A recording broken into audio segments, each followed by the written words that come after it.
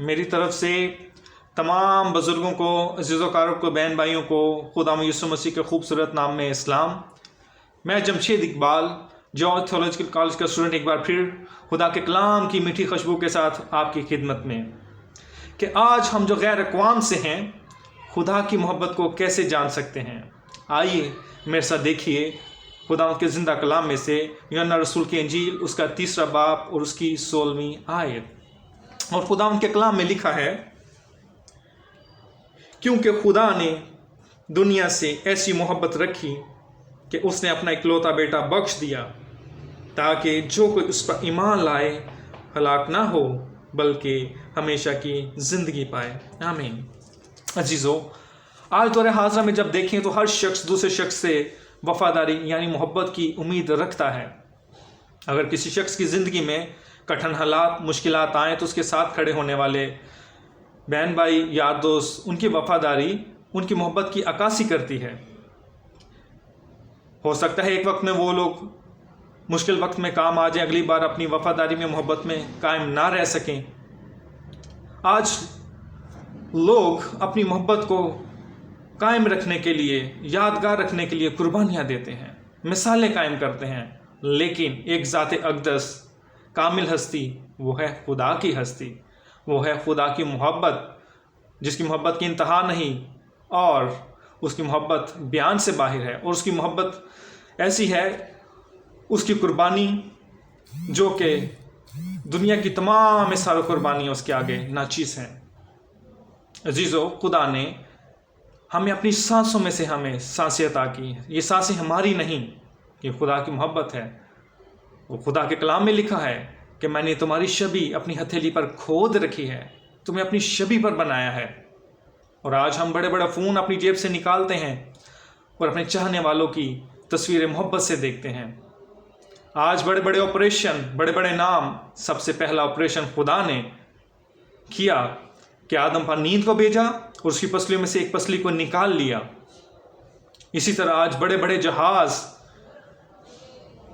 ایک مقام سے دوسرے مقام تک لے جانے کے لیے، لیکن ہزاروں سال پہلے خدا اپنے نبیوں کو، رسولوں کو ان ہواؤں کے دوش پر ہوا میں اڑا کر لے جاتا تھا کہ خدا نے اپنے بیٹے کے ساتھ ساتھ سب کچھ دے دیا، اشرف المخلوقات بنایا، فہم و فراست بخش دیے۔ اور خدا کی محبت ہے، خدا کی محبت میں کوئی حساب کتاب نہیں۔ خدا کی محبت میں ہم سوچتے ہیں کہ چرچ میں شکر گزاری لے کر جائیں، یہ دائیں کی دیں، لیکن محبت میں تو محبت کے نذرانے بھی لاگو ہوتے ہیں۔ اور محبت جس کے معنی الفت، چاہت، لگن کے ہیں، اور کتاب مقدس میں لفظ محبت کے لیے 4 الگ الگ الفاظ استعمال ہوئے ہیں۔ پہلا لفظ ایروس، جو کہ یونانی لفظ ہے، جو رومانوی محبت کو ظاہر کرتا ہے۔ ایک شخص اپنے محبوب کی طرف راغب ہوتا ہے، جسمانی اور جذباتی لحاظ سے اپنی محبت کا اظہار کرتا ہے۔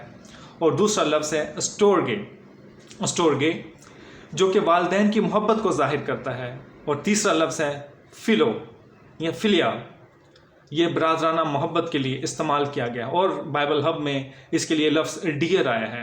اور چوتھا لفظ ہے اگاپے لفظ الہی محبت کے لیے استعمال ہوا ہے، جو کہ غیر مشروط اور لا تبدیل ہے، جو کہ دنیاوی اور الہی محبت کے لیے استعمال کیا جاتا ہے یہ لفظ۔ اور آج کی مرکزی آیت میں بھی یہ لفظ اگاپے استعمال ہوا ہے۔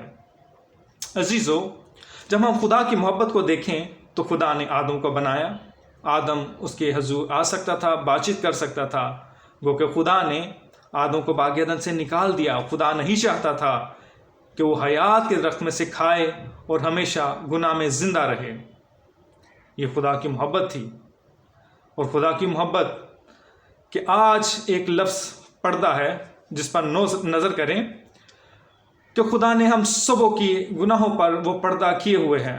آج ہم کسی نہ کسی صورت میں چوری، ہیرا پھیری، حرام کاری، ریاکاری، قتل و غارت، زنا سب کچھ کر چکے ہیں، لیکن خدا ہمارے گناہوں کو ڈھانپے ہوئے ہیں۔ اگر یہ پردہ ہٹ جائے تو ہم کسی سے ملنے کے قابل نہ رہیں۔ خدا تمام بنی نوع انسان سے پیار کرتا ہے، اور خدا نے غیر اقوام سے بھی پیار کیا۔ جب خداوند یسوع مسیح کے نسب نامے کو پڑھیں تو اس میں 3 عورتوں کا ذکر ملتا ہے، تمر، راہب, روت, یہ تینوں غیر اقوام سے ہیں, اور دین مسیحیت میں آنے کے لیے غیر اقوام کے لیے دروازے کھولے. اور آگے مزید پڑھیں تو نینوا کا بھی ذکر ملتا ہے, یہ بھی غیر اقوام سے ہیں کہ خدا نے اپنے بندہ یونا کو بھیجا کہ توبہ کی منادی کریں. خدا کسی کی ہلاکت نہیں چاہتا بلکہ اپنے بیٹے کو غیر اقوام کی محبت میں بھیجا. کلام خدا میں لکھا ہے کہ جو کوئی اس پر ایمان لائے ہلاک نہ ہو بلکہ ہمیشہ کی زندگی پائے. اسی طرح ہم خدا کی محبت اسرائیل کے ساتھ دیکھتے ہیں.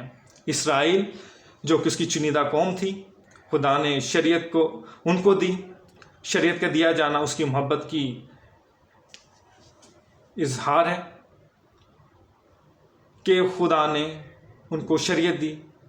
خدا چاہتا تھا کہ وہ پاک ہوں کیونکہ خدا خود پاک ہے. گو کہ ملک مصر سے نکل کر وعدہ کی سرزمین میں پہنچنے تک بارہا خدا کو غصہ دلایا. اگر خدا چاہتا تو وہیں ان کو بسم کر دیتا, کیونکہ وہ راستہ میں ہی تھے کہ انہوں نے ایک ڈالا ہوا بچڑا بنا لیا اور کہنے لگے, اسرائیل دیکھ تیرا یہ دیوتا جو تجھے ملک مصر سے نکال لایا. خدا نے ان کی سرزنش تو ضرور کی, تلوار سے ہلاک ہوئے, مری پڑی, لیکن برے سے برے حالات میں بھی ان کو ترک نہیں کیا بلکہ ان کا بقیہ محفوظ رکھا. اور اس طرح دیکھتے ہیں مسیح یسوع کی محبت. جب ہم افسیوں 5 باب کی 25ویں آیت کو پڑھیں تو کلام خدا میں لکھا ہے کہ مسیح نے کلیسیا سے محبت کر کے اپنے آپ کو موت کے حوالہ کر دیا. یسوع مسیح کی موت نہ صرف خدا کی محبت کا اظہار ہے بلکہ ان کے لیے جو اسے گراں قدر خزانے کے طور پر قبول کرتے ہیں. اور ابتدائی گواہ جنہوں نے مسیح ایمان کی خاطر دکھ اٹھائے, تکلیفیں اٹھائیں, وہ اس حقیقت کے اسیر تھے کہ خدا یسوع مسیح جو بلیدان ہوا ہمارے گناہوں کے لیے ہوا. اور جب ہم یوحنا کی انجیل اس کے 15 باب کی 13ویں آیت کو پڑھیں تو کلام خدا میں لکھا ہے, اس سے زیادہ محبت کوئی نہیں کرتا کہ اپنے دوستوں کے لیے جان دے دو. خدا یسوع مسیح نے تمام بنی ہوئے انسان کے لیے اپنی جان دی, اپنی جان کا فدیہ دیا. اور ہمیں بھی ابتدائی حواریوں کی طرح سوچنا چاہیے کہ خدا یسوع مسیح نے جو دکھ اٹھائے وہ ہمارے لیے تھے, اور یسوع مسیح نے ہمیں مفت راست باز ٹھہرایا. اور خدا کا معاف کر دینا یکساں نہیں. کمرہ عدالت میں راست باز ٹھہرایا جانا معاف کر دیے جانے سے مختلف ہے, کیونکہ معاف کیے جانے کا مقصد یہ ہے کہ میں قصوروار ہوں, میرے گناہ معاف کیے جائیں. اور راست باز ٹھہرائے جانے کا مطلب یہ ہے کہ تفتیش کے بعد پتہ چلا کہ کوئی جرم ثابت نہیں ہوا, لہٰذا بری کیا جاتا ہے. یہ سب کچھ خدا یسوع مسیح کے وسیلہ سے ہوا کہ آج ہم راست باز ٹھہرائے گئے, کیونکہ خدا یسوع مسیح نے تمام قصور, تمام گناہ اپنے اوپر لے لیے. اور کلیسیائی محبت کو دیکھیں تو گو کہ پرانے عہد نامہ میں بنی اسرائیل خدا کی چنیدہ قوم تھی, لیکن آج کلیسیا خدا کی خاص قوم ہے. گو کہ بنی اسرائیل کے ساتھ دنیاوی زمین کا وعدہ تھا, لیکن کلیسیا کے ساتھ آسمانی گھروں کا, کیونکہ خدا یسوع مسیح نے کہا کہ میں کلیسیا کو لینے کے لیے آؤں گا, یعنی کہ میرے باپ کے گھر میں بہت سے مکان ہیں. وہی وعدہ جو تخلیق کے وقت کہ آؤ ہم انسان کو بنائیں, اور آدم کو بنایا اور باغ عدن میں رکھا, وہ خدا یسوع مسیح کا وعدہ ہے کہ میرے باپ کے گھر میں بہت سے مکان ہیں, نہ ہوتے تو میں تمہیں بتا دیتا. آج کلیسیا زمین پر ہے, لیکن ملنے والے گھر آسمان پر ہیں, جو نورانی ہیں, جو جلالی ہیں. ایسا شہر ہے جو ابدی شہر ہے. اور خدا یسوع مسیح نے تمام بنی ہوئے انسان کے لیے راستے کھولے تاکہ اس ابدی زندگی کو حاصل کر سکیں, اس مقام تک ہم جانے والے ہو سکیں. اور خدا یسوع مسیح نے حکم دیا کہ سب سے بڑا حکم یہی ہے کہ تم آپس میں محبت رکھو تاکہ لوگ جانیں کہ تم میرے شاگرد ہو. محبت جو عیبوں کو ڈھانپ دیتی ہے, گناہوں کو ڈھانپ دیتی ہے. آج ہمیں قربانی چڑھانے کی ضرورت نہیں, کیونکہ قربانی چڑھانے سے گناہ ڈھانپے جاتے ہیں. یہ کام ہم محبت سے کر سکتے ہیں. اور آج ہمیں ضرورت ہے کہ ہم وہ محبت کریں جو خدا یسوع مسیح چاہتے ہیں, حقیقی محبت جو بغیر ریاکاری کے, بغیر شیخی کے, بغیر کسی مقصد کے, بغیر حسد کے اور بغیر بدکاری کے ہو. کیونکہ ایمان, امید, محبت یہ تینوں دائمی ہیں, پر افضل ان میں محبت ہے. خدا ان سب باتوں کے وسیلہ سے ہم سب کو برکت دے. آمین.